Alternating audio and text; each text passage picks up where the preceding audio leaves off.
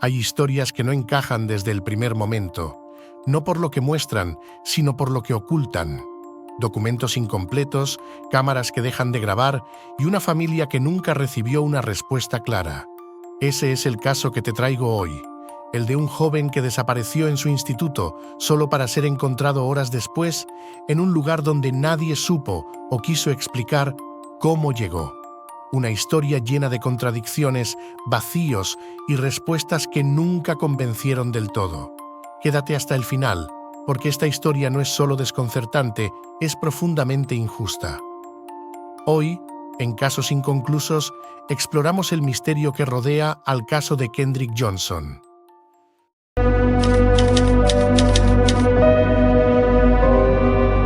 Casos inconclusos.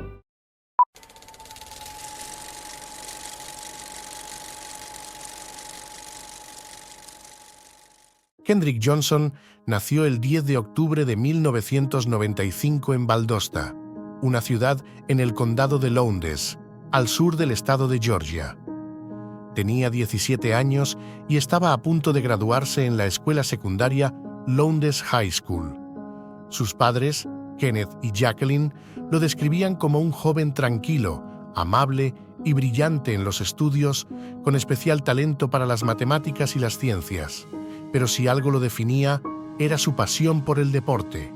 Practicaba fútbol americano, atletismo y baloncesto, destacando especialmente en este último. Kendrick era de esos jóvenes que parecían tener un futuro brillante, pero lo que nadie imaginaba es que un día, simplemente, dejaría de volver a casa. El 10 de enero de 2013 fue el segundo día de clases tras las vacaciones de Navidad. Como cada mañana, Kendrick salió temprano rumbo a la escuela secundaria Lowndes. Nada parecía fuera de lo normal. Kendrick solía quedarse después de clases para entrenar baloncesto. Por eso, cuando no regresó a casa a la hora habitual, sus padres no se alarmaron de inmediato. Pero con el paso de las horas, la inquietud empezó a crecer.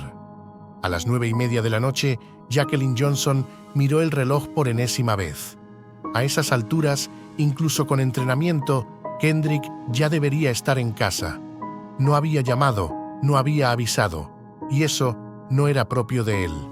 Jacqueline empezó a contactar a sus compañeros. Tal vez se había ido a casa de algún amigo, como otras veces. O quizá había salido a dar una vuelta. Cosas normales para un adolescente, pero Kendrick siempre avisaba. Esta vez, nadie sabía nada. Nadie lo había visto desde esa mañana. A las 12:30, sin poder soportar más la incertidumbre, Jacqueline denunció oficialmente la desaparición de su hijo ante la policía. La mañana siguiente, se puso en contacto con el instituto, pero lo que escuchó al otro lado del teléfono no hizo más que confirmar sus peores temores. Kendrick no solo no había ido al entrenamiento, sino que tampoco asistió a las 2 últimas clases del día anterior. Kendrick no era el tipo de estudiante que se saltase las clases, y mucho menos que pasase la noche fuera de casa sin avisar. Jacqueline sabía que algo no andaba bien. Fue personalmente hasta el instituto. Repartió carteles con la foto de su hijo, habló con estudiantes y con personal en busca de alguna pista que le indicase dónde podría estar. Pero mientras ella seguía esperando que su hijo entrara por la puerta de casa, en el gimnasio del instituto, una estudiante se acercaba a una colchoneta enrollada, y lo que vio cambiaría para siempre la vida de los Johnson.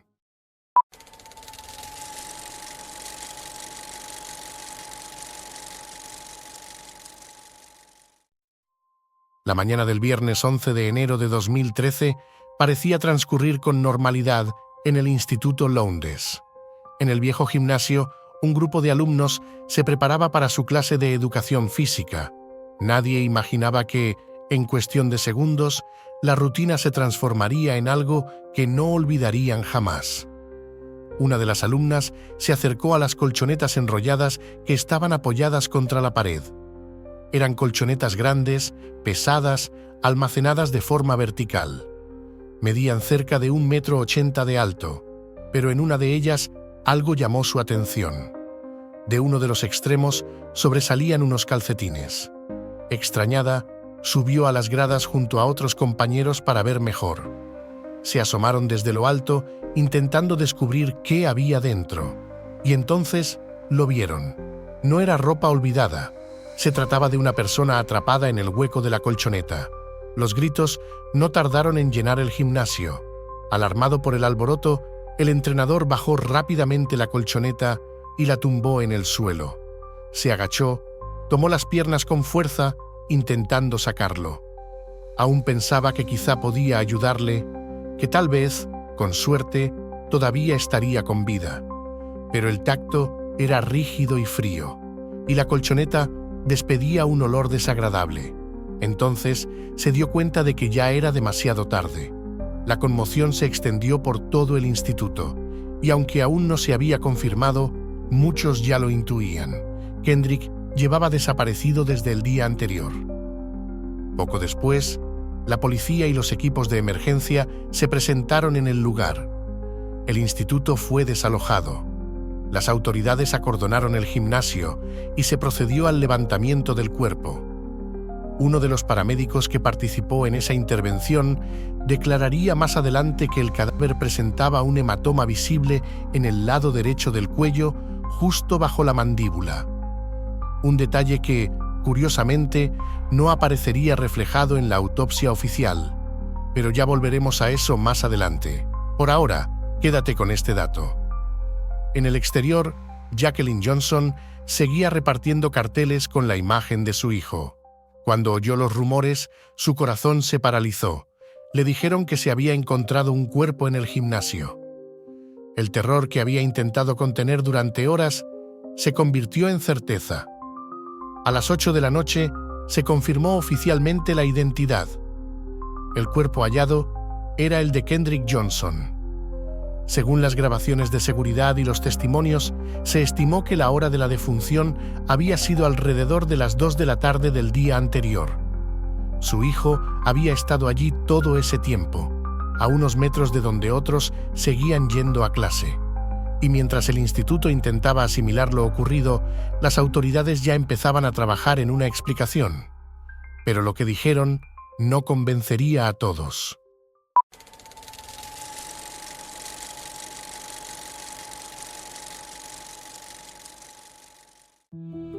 El hallazgo del cuerpo de Kendrick Johnson fue impactante, pero más inquietante aún sería la rapidez con la que las autoridades ofrecieron una explicación. La policía de Valdosta abrió una investigación, aunque desde el primer momento trató el caso como un accidente. La escena no fue resguardada como corresponde a una posible escena del crimen. Se permitió la entrada de personal no autorizado y se pasaron por alto elementos clave. En las gradas cercanas a las colchonetas había unas zapatillas deportivas y una sudadera. Ninguna de esas prendas pertenecía a Kendrick, pero no se recogieron como pruebas. También se encontraron manchas de fluido hemático en una de las paredes próximas al lugar. Tampoco se analizaron con profundidad. Todo parecía indicar que no había intención de mirar demasiado. La Oficina de Investigación de Georgia se encargó de la autopsia oficial. Según sus conclusiones, Kendrick había fallecido por asfixia posicional. Los alumnos solían esconder sus pertenencias en el interior de las colchonetas enrolladas para no pagar el uso de las taquillas. La hipótesis era que Kendrick había lanzado sus zapatillas dentro de una de ellas y al intentar recuperarlas desde la parte superior, quedó atrapado en posición vertical, boca abajo. Su cuerpo, encajado a presión en el estrecho hueco, no pudo liberarse. Un accidente trágico, pero según la versión oficial, eso fue todo. El caso se cerró rápidamente. Las grabaciones de las cámaras de vigilancia mostraban a Kendrick entrando al gimnasio a la 1:09. Pero no se le volvió a ver salir. Y aunque había cámaras en distintos puntos del instituto, ninguna enfocaba directamente la zona de las colchonetas en el momento clave. No existía ninguna imagen del supuesto accidente. Para la policía, el caso estaba resuelto. Para los padres de Kendrick, todo acababa de empezar. ¿Cómo era posible que un adolescente quedara atrapado en plena jornada escolar y nadie escuchara nada? Ningún grito, ninguna señal de auxilio. ¿Por qué habría trepado hasta lo alto de una colchoneta de casi 2 metros para recuperar unas zapatillas si podía simplemente moverla? El cuerpo no solo estaba dentro, estaba encajado, incrustado con fuerza. Nada de eso sonaba como un accidente. Y para Kenneth y Jacqueline Johnson, una idea comenzó a cobrar fuerza. ¿Y si la muerte de Kendrick no había sido un accidente? ¿Y si alguien había puesto el cuerpo allí?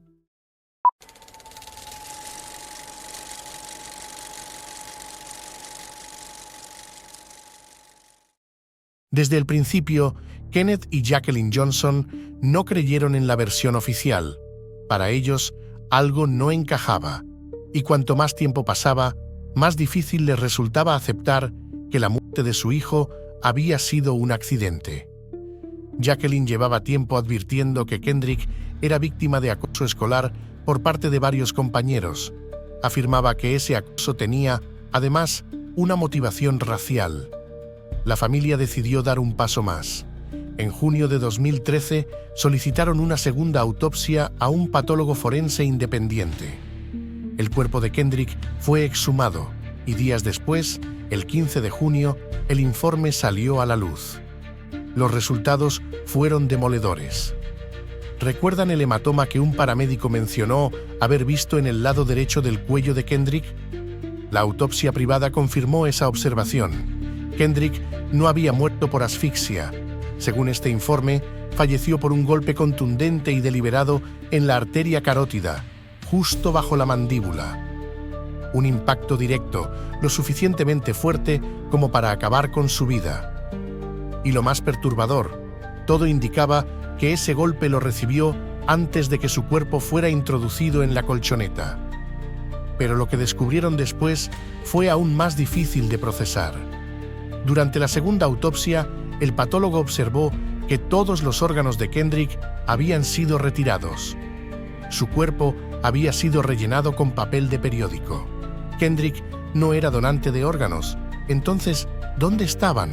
¿Por qué nadie avisó a la familia?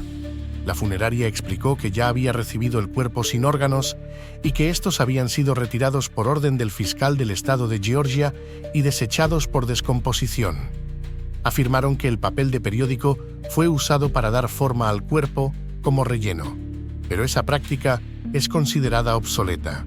Hoy en día existen métodos más profesionales que, además, preservan el cuerpo para futuras autopsias. Los Johnson se preguntaban, ¿por qué no se les informó de nada? ¿Y por qué un cuerpo tan valioso para una investigación fue tratado con tanta negligencia? Presentaron una demanda por mala praxis contra la funeraria.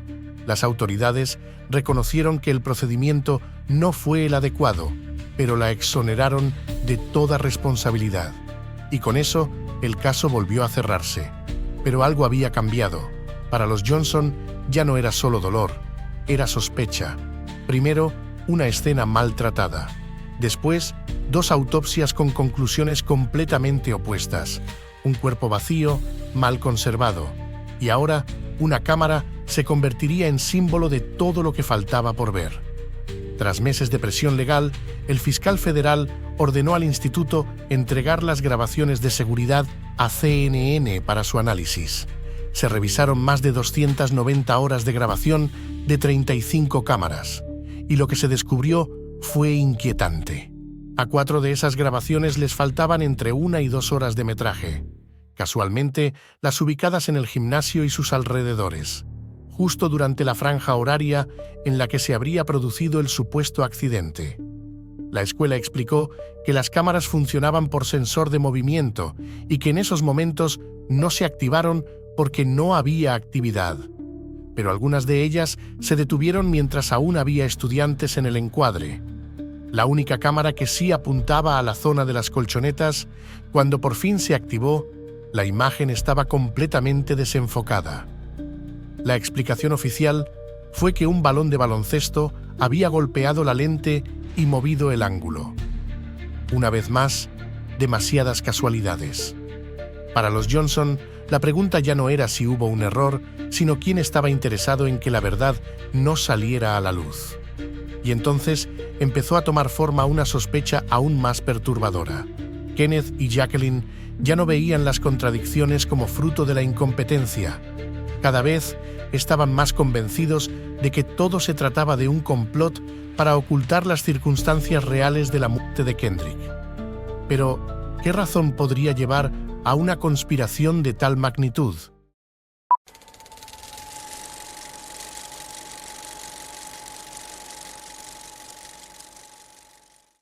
En julio de 2014, los padres de Kendrick Johnson interpusieron una nueva demanda. Esta vez, el objetivo era la propia escuela secundaria Lowndes, a la que acusaron de homicidio culposo. Según los Johnson, la muerte de su hijo podría haberse evitado si la institución no hubiera actuado con negligencia. En la denuncia, Jacqueline Johnson explicó que su hijo había sido víctima de acoso por parte de varios estudiantes, todos ellos blancos. Uno de ellos lo había agredido físicamente en el autobús escolar 14 meses antes de su fallecimiento y, según su versión, el acoso continuó frente al personal educativo sin que nadie interviniera. También se apuntó a las fallas en el sistema de videovigilancia como parte de esa negligencia estructural. Pero la demanda fue desestimada y el silencio institucional continuó. A pesar de ello, las sospechas de la familia Johnson iban en aumento. Entre los estudiantes que habrían acusado a Kendrick se encontraban dos hermanos, Brian y Brandon Bell, hijos de un agente del FBI.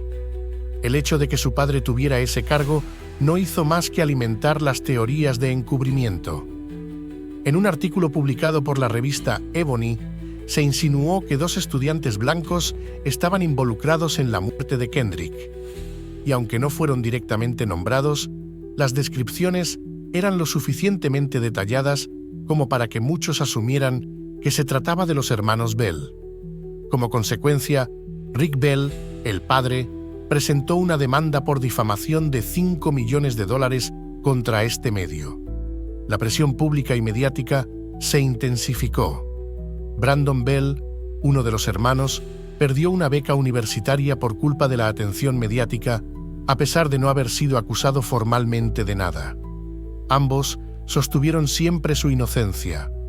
Y aunque las autoridades locales mantenían su postura de que la muerte de Kendrick fue un accidente trágico, los Johnson no se detuvieron. En enero de 2015 elevaron una nueva demanda, esta vez ante el Tribunal Superior de Justicia del Estado de Georgia. Acusaban directamente a los hermanos Bell, a su padre, al superintendente escolar, al sheriff del condado, al personal forense y a todos los que, según ellos, habían participado en la muerte de su hijo o en su posterior encubrimiento. El caso llegó al Departamento de Justicia, pero tras una investigación larga y compleja, el 20 de junio de 2016, se cerró de nuevo. No se encontraron pruebas suficientes para concluir que la muerte de Kendrick Johnson fuera un hecho deliberado. La demanda fue desestimada. Y lo que vino después fue otro golpe para la familia. Los Johnson fueron condenados a pagar $292,000 en honorarios legales a los demandados. Una suma devastadora para una familia que solo quería respuestas. A estas alturas, el caso llevaba años envuelto en sospechas, señalamientos y contradicciones, pero ninguna certeza. ¿Había sido Kendrick víctima de un crimen encubierto? ¿O estaban los Johnson tan cegados por el dolor que veían en cada silencio una conspiración? Mientras algunos consideraban el caso cerrado, para otros aún quedaba una última esperanza. Antes de continuar con el caso, déjame recordarte que si te está gustando el vídeo, no olvides dejar tu like y suscribirte al canal si aún no lo has hecho. Tu apoyo nos ayuda a seguir trayendo historias que no deberían caer en el olvido. Y ahora, sigamos con la historia de Kendrick Johnson.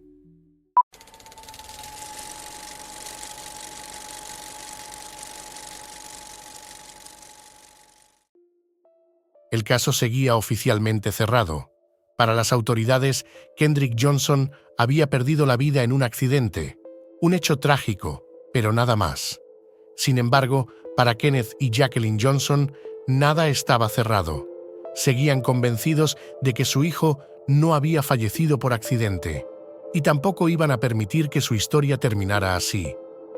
En 2018, 5 años después del hallazgo, solicitaron una nueva exhumación del cuerpo. Un nuevo patólogo forense fue encargado de analizar los restos, por tercera vez. El resultado fue idéntico al de la segunda autopsia. Kendrick Johnson no había fallecido por asfixia posicional, sino por un golpe contundente en el cuello. Una vez más, se desmarcaba de la autopsia oficial. Para la familia, esto no hacía más que confirmar lo que llevaban años denunciando: que Kendrick había sido víctima de un homicidio y que alguien estaba empeñado en ocultarlo. Y esta vez, alguien escuchó. En marzo de 2021, Ashley Polk, el nuevo sheriff del condado de Lowndes, decidió reabrir el caso. Lo hizo tras revisar los nuevos informes forenses y ante la presión constante de los Johnson, que no cesaban en su búsqueda de respuestas. Por primera vez en años, había una nueva esperanza. Pero la esperanza, como tantas veces en esta historia, duró poco. En enero de 2022, tras estudiar en profundidad todo el sumario, las pruebas forenses y los testimonios, Polk concluyó que no había evidencia suficiente para considerar la muerte de Kendrick como un homicidio. Tampoco encontró pruebas de errores en la investigación inicial ni señales de encubrimiento. La conclusión oficial fue la misma de siempre: un accidente. Extraño, inexplicable, pero accidente al fin y al cabo. Y así, una vez más, el caso volvió a cerrarse. A día de hoy, los Johnson siguen sosteniendo que no se trató de un accidente. Este es un caso que divide. Para algunos, algo más oscuro se esconde tras la muerte de Kendrick.